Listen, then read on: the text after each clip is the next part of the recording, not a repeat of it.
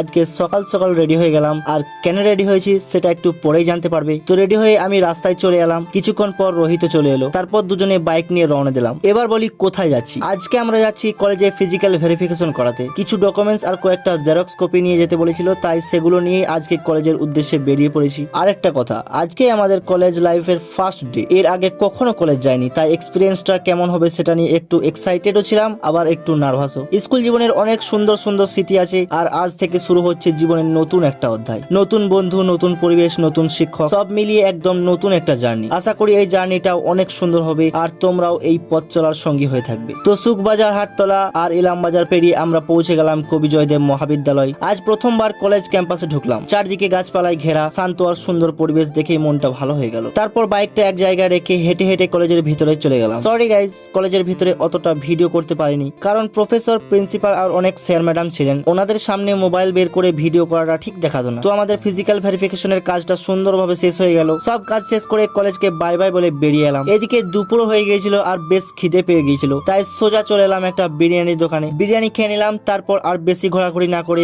বাড়ির উদ্দেশ্যে রওনা দিলাম। সো গাইজ, এটাই ছিল আজকের ছোট্ট মিনি ব্লগ। ভিডিওটা যদি ভালো লেগে থাকে তাহলে একটা লাইক, কমেন্ট, শেয়ার আর সাবস্ক্রাইব করে অবশ্যই পাশে থেকো। তোমাদের একটু সাপোর্টই আমাকে প্রতিদিন নতুন নতুন ডেইলি ব্লগ বানানোর মোটিভেশন দেয়। দেখা হবে পরের ভিডিওতে, ততক্ষণ সবাই ভালো থেকো। আসসালামু আলাইকুম, বাই বাই গাইজ।